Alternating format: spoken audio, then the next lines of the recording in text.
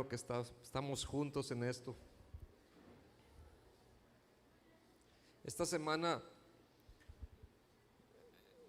es la cúspide del cristianismo.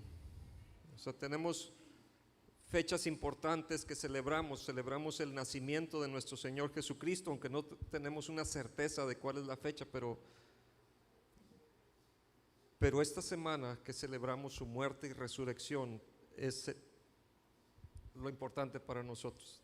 De esto estamos hechos, por esto vivimos. Y quiero que busquen Mateo 26, 17. Y hemos estado viendo una serie de relatos de sucesos que se dieron en esta semana mayor o cerca de esta fecha, cuando el Señor Jesús ya iba rumbo a ser crucificado, a pagar nuestras culpas. Y por ejemplo, este domingo pasado hablé sobre la entrada triunfal y algunos sucesos que se vieron junto con la entrada triunfal del Señor Jesucristo a Jerusalén, cuando se activó el reloj de Dios y ya Jesús iba rumbo a la cruz para pagar tus culpas y las mías. Pero quiero que veamos hoy algo importante que es la preparación de la Pascua. ¿Qué era la Pascua? Y vamos a ver, porque ellos, Jesús y sus discípulos, se prepararon para la Pascua en estos días. Mateo 26, 17 dice: el primer día de la fiesta de los panes sin levadura, vinieron los discípulos a Jesús diciendo: ¿dónde quieres que preparemos para que comas la Pascua? Le hacen la pregunta. Y es que el primer día de la fiesta de los panes sin levadura estaba cerca, y los discípulos entonces van a Jesús, le dicen: Señor, ¿dónde quieres? ¿Cómo quieres? Danos instrucciones de cómo quieres que hagamos esto. Y aparentemente Jesús ya tenía arreglado estas cosas. Él ya había preparado a alguien con la casa de alguien para que la iba a abrir para ellos. Y ahora quiero que recordemos qué es la Pascua. ¿Sí recuerdan lo que es la Pascua? No tiene nada que ver con los conejos que ponen huevos y cosas de esas. Eso ya son otras cosas que nada que ver. No, vamos a ver qué es lo que es la Pascua. Bueno, la Pascua es una de las festividades más importantes de los israelitas y sus descendientes, estos siguientes generaciones de los israelitas, porque en ese día de la Pascua celebraban una cena. ¿Por qué era esa cena? Porque con esa cena ellos estaban recordando cómo habían sido liberados de su esclavitud cuando estuvieron en Egipto, cómo el Señor los liberó milagrosamente, y entonces esta cena era para celebrar la liberación de la esclavitud. Eso básicamente, eso es la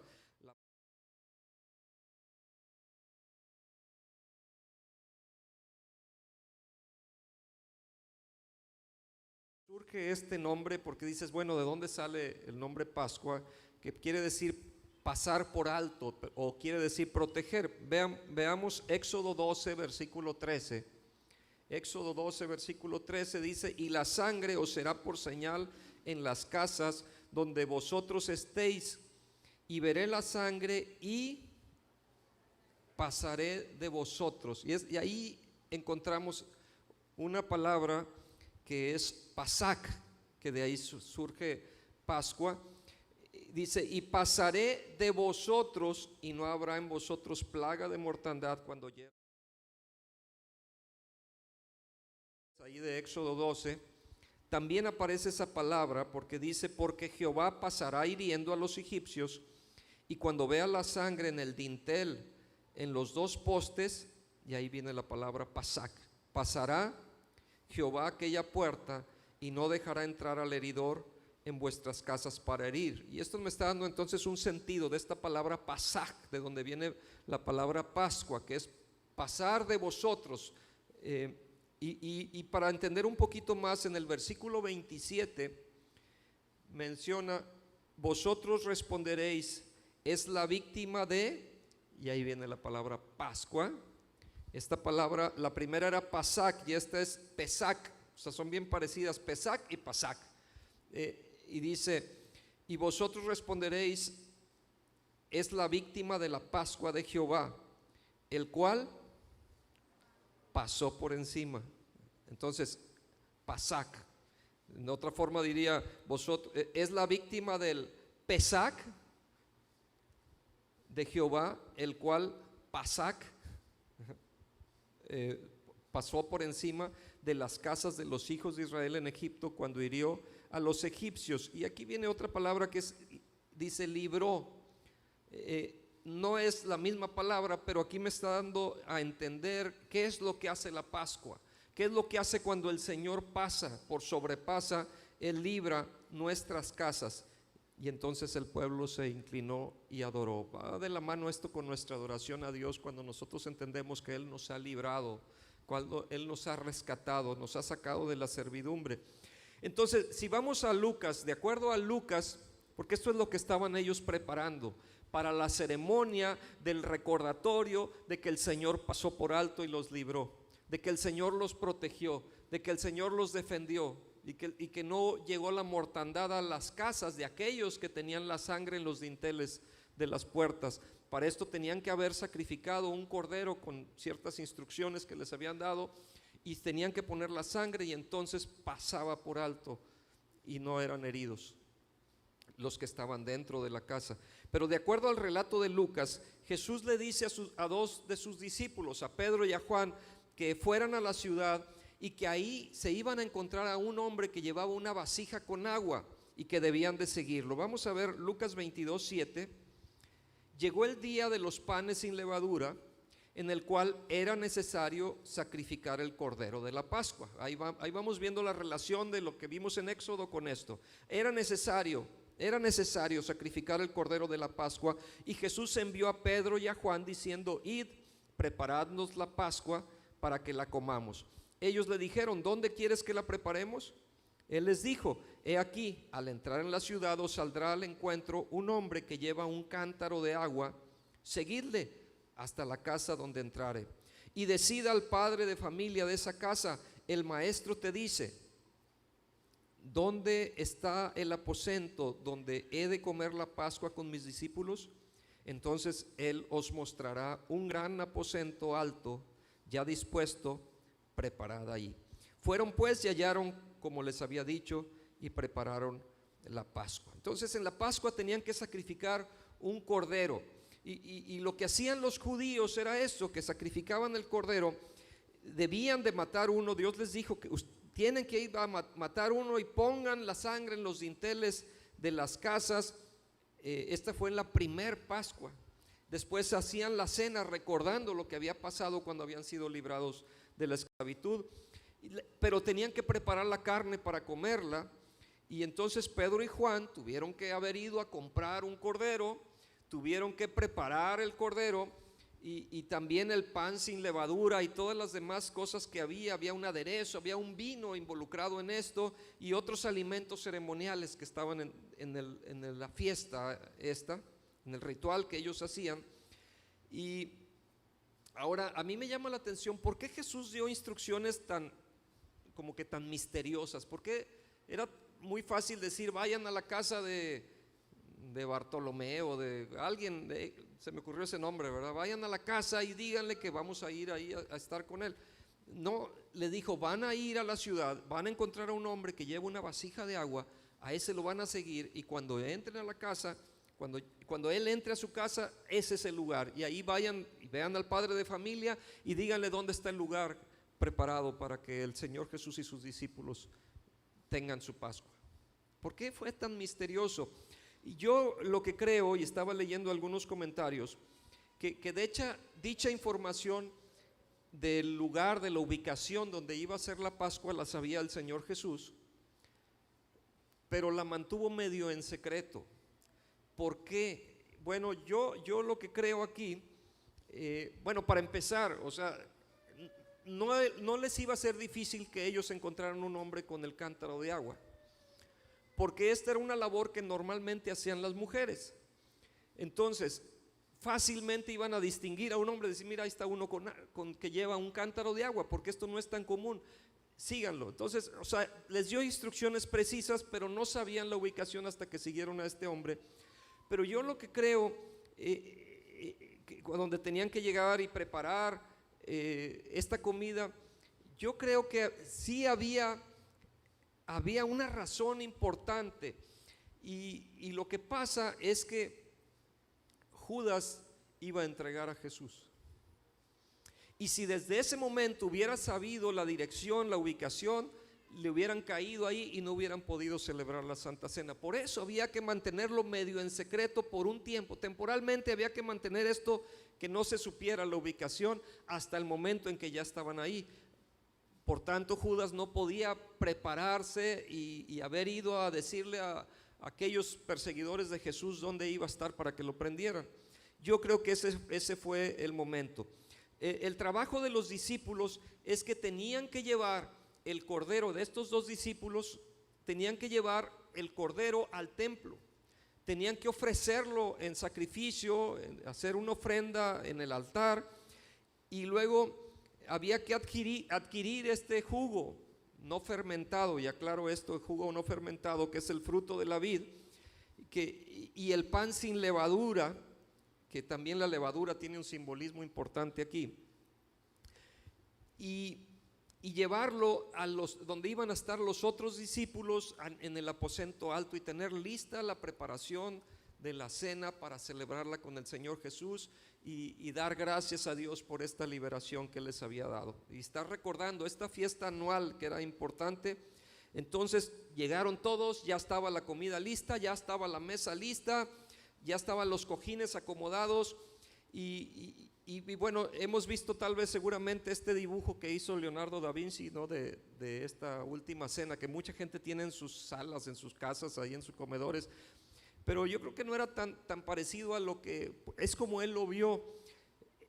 Lo que se hacía es que se ponían cojines en unas mesas bajas, y estos cojines, ahí había cupo para 3 personas en los cojines, y se ponían alrededor de la mesa. Si ven este dibujo que está muy bonito si quieren, pero todos están viendo de frente, como en la televisión cuando hacen películas que no hay nadie que da la espalda a la cámara, todos están volteando para allá.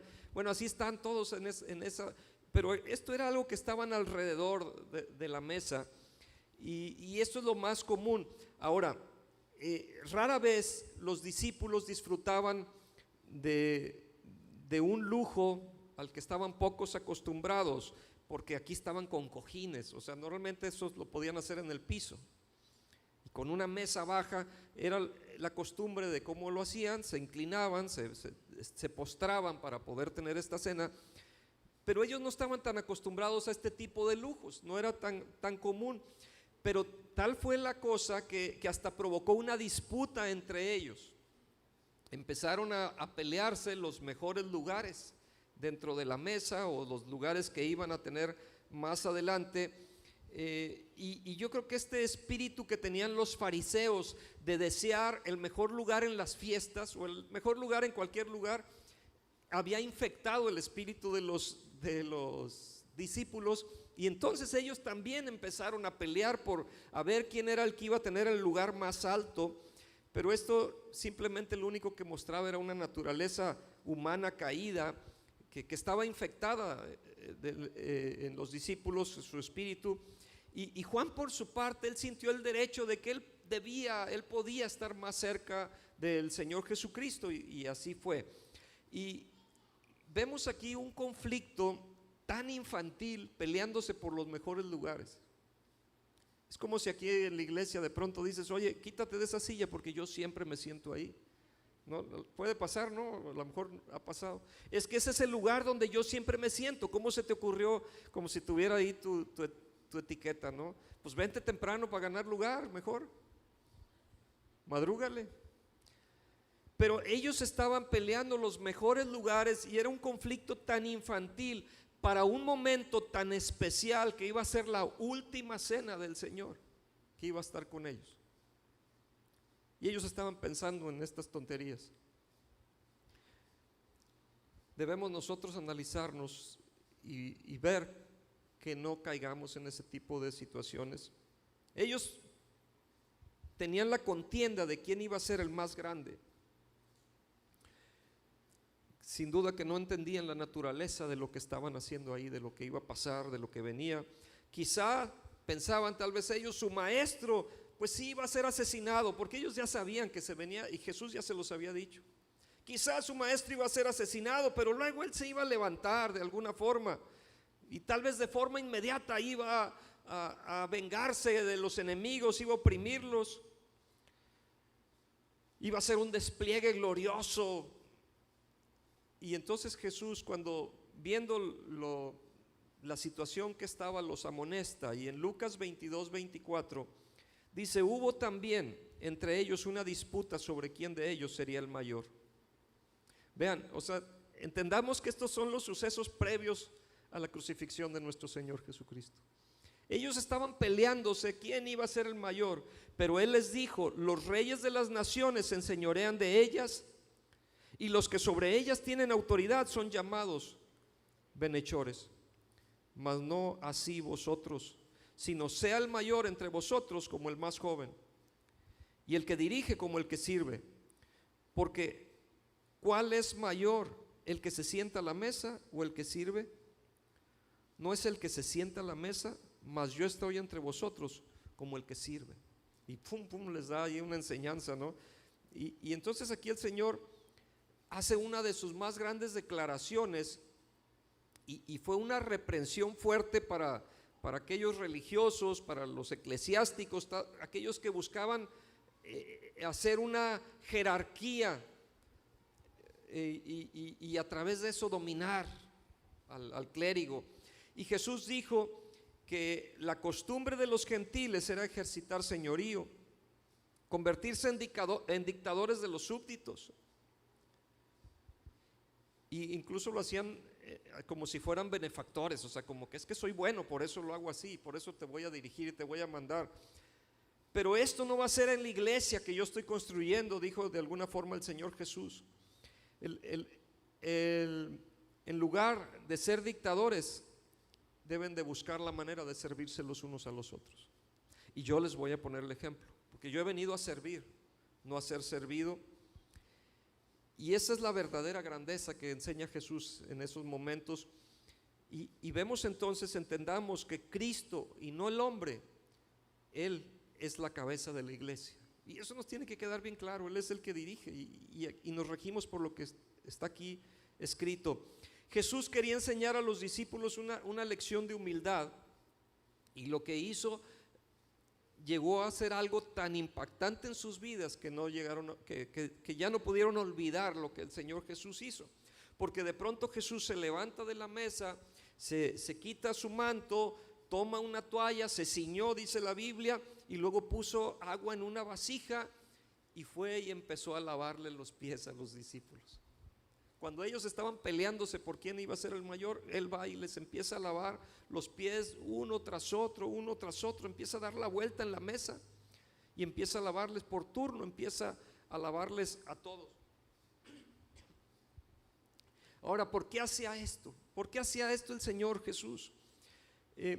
Pues fue la manera que el Señor de alguna forma estaba reprendiendo la ambición egoísta que tenían los discípulos. Busquen Juan capítulo 13, versículo 3. Juan 13:3.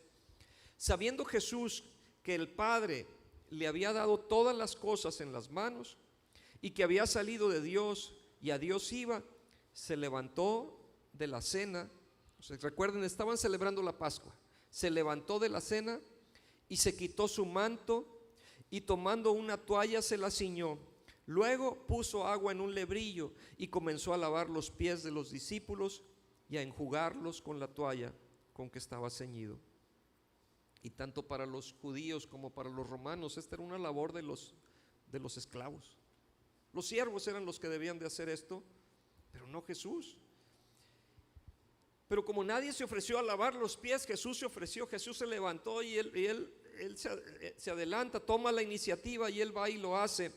Y esto sorprende a sus discípulos, los cuales al verlo pues se quedaron, yo creo que así como que con cara de juata, así como pasmados, callados, hasta que cuando llega Pedro el bronco, el atrabancado, el que hablaba antes de pensar, Simón, levanta la voz, Simón Pedro, diciendo: ¿tú me lavas los pies? O sea, como que él fue el que se atrevió a decir: ¿tú me lavas los pies? Y Jesús le dice: mira, ahorita no lo entiendes, lo vas a entender más adelante, pero tengo que hacer esto. ahorita tal vez no lo entiendas. Y es que Pedro así era el impulsivo. En una ocasión él de pronto dijo: Señor, apártate de mí que soy pecador. No sé si recuerdan este evento, cuando él: Señor, apártate de mí que soy pecador, reconociendo la diferencia con el Señor. En otra ocasión le dice al Señor: Señor, ten compasión de ti, ninguna cosa de estas te acontezca. Pero en este momento el aventado de Pedro le dice: no me lavarás los pies jamás, Señor. Aunque él le decía: es que tú ahorita no lo entiendes, pero es necesario que yo lo haga. Estoy dando una enseñanza. No me lavarás los pies jamás. Y entonces Jesús, Juan 13:6, bueno, dice ahí, dice: entonces vino a Simón Pedro, y Pedro le dijo: Señor, ¿tú me lavas los pies? Respondió Jesús y le dijo: lo que yo hago tú no lo comprendes ahora, mas lo entenderás después. Pedro le dijo: no me lavarás los pies jamás. Y luego Jesús le dice: si no te lavare, no tendrás parte conmigo. Ah, caray, como que ya, yo creo que ella le caló. Y que no tendré parte contigo. O sea, como que, bueno, pues si ese es el caso, lávame todo. O sea, siempre se adelantaba, ¿no? Y dice el versículo 9: dijo Simón Pedro: Señor, no solo mis pies, sino también las manos y la cabeza. Y entonces, bueno, una vez más Pedro tuvo que guardarse sus palabras y someter su voluntad a la voluntad de Jesús. Tenía que hacerse a la manera de Jesús, no a su manera. Y un lavado total no era necesario. Y le explica el Señor: no, bueno, es que ustedes ya están limpios por la palabra. Dice el versículo 10: el que está lavado no necesita sino lavarse los pies, pues está todo limpio. Y vosotros limpios estáis, aunque no todos. Y aclaro ahí: aunque no todos, porque sabía que quién le iba a entregar. Por eso dijo: no estáis limpios todos. O sea, Jesús ya sabía el plan que tenía Judas. Y todo esto está pasando durante esta cena de la Pascua. Todo esto está pasando en esta última cena que iba a estar él con los discípulos. Todo esto está pasando mientras Jesús ya va camino al matadero. Y entonces Jesús estaba haciendo alusión a aquel que lo iba a traicionar. Y Jesús fue lavando los pies uno por uno de todos los discípulos. Fue por turno, uno tras otro, incluyendo, ¿sabes a quién? A Judas, el que lo iba a entregar. Jesús fue y le lavó los pies a Judas, sabiendo que lo iba a traicionar y que lo iba a entregar. Ese es el Señor que servimos. Ese es el ejemplo que tenemos. Tenemos la vara bien alta. Ese es el modelo que debemos de seguir. Él sabía lo mal, lo errado que estaban esos pies que estaba él tomando y que estaba limpiando y que estaba lavando y secando, porque eran pies que iban a correr a traicionarlo. Sin embargo, él los lavó, los secó con esas manos de amor. Pero hay Judas, ese toque de Jesús no pudo cambiar ese corazón oscurecido que tenía, ese corazón negro que ya estaba dispuesto. Ese toque de Jesús no echó fuera demonios que hubiera ahí en él, porque el diablo ya había entrado en él. Jesús había hecho un acto de enseñanza, de humildad a sus discípulos. Y aquel que sería exaltado sobre los cielos llevó a cabo este humilde servicio de lavarle los pies a sus discípulos. Y él advirtió a sus discípulos a no buscar recompensas terrenales, porque recuerden cuál era el contexto, que ellos estaban buscando quién se debía sentar en el mejor lugar, quién iba a ser el mayor entre ellos. Había un pleito ahí entre ellos. No, eso no es lo que debes de estar buscando, ni la prosperidad, ni las recompensas terrenales, porque mi reino es eterno y es mayor que esto. Y entonces Jesús establece un patrón de humildad y sus discípulos debían de seguirlo. En Juan 13:13 dice: vosotros me llamáis maestro y Señor, y decís bien, porque lo soy. Pues si yo, el Señor y el Maestro, he lavado vuestros pies, vosotros también debéis lavaros los pies los unos a los otros, porque ejemplo os he dado, para que como yo os he hecho, vosotros también hagáis. De cierto os digo, el siervo no es mayor que su Señor, ni el enviado es mayor que el que le envió. Si sabéis estas cosas, bienaventurados seréis si las hiciereis. Previamente Jesús había hablado sobre la traición, y entonces le dijo, les dijo que entre ellos estaba quien lo iba a traicionar. Y habló de un cumplimiento de la Escritura cuando está en Juan 13:18, porque dice: no hablo de todos vosotros, yo sé a quién he elegido, mas para que se cumpla la Escritura, y dice allí: el que come pan conmigo levantó contra mí su calcañar. Y los discípulos no sabían qué hacer con este anuncio que Jesús les había dado, y entonces comenzaron a decir: maestro, seré yo, maestro, soy yo. Y empezaron ellos a cuestionarse, le hacían preguntas. Ahora yo creo que aquí Pedro, después de la regazón que había hecho antes, cuando dijo: a mí no me vas a lavar, y luego dijo: no, a mí pues lávame todo. Yo creo que después de esa regazón ya no se atrevió a hablar, como que ahora sí ya se contuvo un poquito, ya se aguantó. Pero le dijo a Juan, dice: oye, tú que estás ahí más cerquita de él, pregúntale a quién se está refiriendo, a quién se está diciendo el Señor esto. Y dice el versículo 26, Juan 13:26, respondió Jesús: a quien yo diera el pan mojado, aquel es. Y mojando el pan lo dio a Judas Iscariote, hijo de Simón. Judas no se atrevió a rechazar ese pan, porque dijo: no, yo zafo, no, yo no lo agarro. A lo mejor no hubiera querido agarrarlo, porque se estaba rumorando todo esto. Él ya sabía lo que había en su corazón. Tal vez eran susurros lo que oía, pero no alcanzaba a captar totalmente, pero sabía algo que estaba pasando aquí alrededor.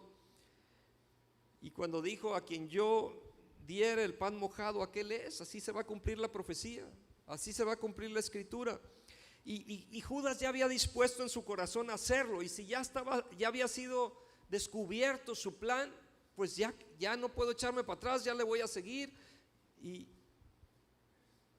Con un corazón endurecido, lleno de despecho, de coraje, no sé, de odio, no sé qué tanto había, rencor, no sé qué tanto podía haber ahí en el corazón, este corazón duro, y a lo mejor hasta una sonrisa hipócrita. En medio de todo este ambiente, lo que estaba pasando, Judas se pone de pie, y con ese corazón oscuro, como les decía, él albergaba estos sentimientos de codicia, porque iba a cobrar también un dinerito ahí. Había angustia, vergüenza tal vez, porque su maldad había sido descubierta, pero pues ya que. Entonces él debía de dejar ese lugar lo antes posible, antes de que los discípulos entendieran lo que estaba pasando. Jesús lo sabía, él lo sabía, los otros todavía no captaban, aunque Jesús ya les había dado pistas. Y así es que Jesús, con voz audible, enfrente de todos, le dice: lo que vas a hacer, hazlo más pronto. Hazlo, lo que vas a hacer, ya hazlo. Y los otros discípulos no habían captado todavía todo esto, todo lo que significaba. Y como él cargaba la bolsa, de hecho no se olvidó en llevarse la bolsa, como él era el que llevaba la bolsa con el dinero, los discípulos pensaron: pues tal vez faltó algo para la cena y va a ir, lo mandó el Señor a que lo fuera a comprar. O tal vez va a llevarles algo a los pobres, que no era su estilo de Judas, pero ellos pensaron: tal vez es lo que va a hacer. En Juan 13:27, y después del bocado, cuando Jesús le compartió este bocado, Satanás entró en él. Entonces Jesús le dijo: lo que vas a hacer, hazlo más pronto. Él entonces, habiendo tomado el bocado, salió inmediatamente, y dice la Biblia que era de noche. Y de hecho era de noche para él, o sea, él ya lo teníamos perdido, ya estaba en la oscuridad. Él prefirió irse a la oscuridad en lugar de seguir a Jesús, la luz del mundo. Él tomó esta decisión. Así es que hay Judas, se sale del salón, de ese lugar donde estaba, para llegar a que le pusieran su nombre en el salón de la fama de los traidores. Porque lo que él vino a hacer aquí fue el crimen más serio que ha habido en toda la historia de la humanidad, cuando estaba entregando a Jesús, al Salvador del mundo, a Dios mismo. Estaba oponiéndosele a él. Y hubiera sido, como dijo Jesús, mejor no haber nacido. Mateo 14:21 dice esto. Se los leo. A la verdad el Hijo del Hombre va, según está escrito de él, mas ay de aquel hombre por quien el Hijo del Hombre es entregado. Bueno le fuera a ese hombre no haber nacido. Mateo 14:21. Ahora, ¿cuál es este mensaje? Porque ellos celebran esta Pascua, pero Jesús viene y le da un nuevo significado a esta cena. Acompáñenme a Mateo 14:22. Y voy a invitar a los músicos que se preparen, por favor. Mateo 14:22. Algunas Biblias dicen ahí, institución de la mesa del Señor. Y mientras comían, Jesús tomó pan y bendijo y lo partió y les dio diciendo, tomad, comed, esto es mi cuerpo. Tomad, Marcos 14:22. Marcos 14:22. Tal vez me equivoqué, perdón. Y mientras comían, Jesús tomó pan y bendijo y lo partió y les dio diciendo, tomad, ¿qué dijo? Esto es mi cuerpo, el pan, esto es mi cuerpo. Y tomando la copa y habiendo dado gracias, les dio y bebieron de ella todos. Y les dijo, esto es mi sangre del nuevo pacto, que por muchos es derramada. De cierto os digo que no beberé más del fruto de la vid hasta aquel día en que lo beba nuevo en el reino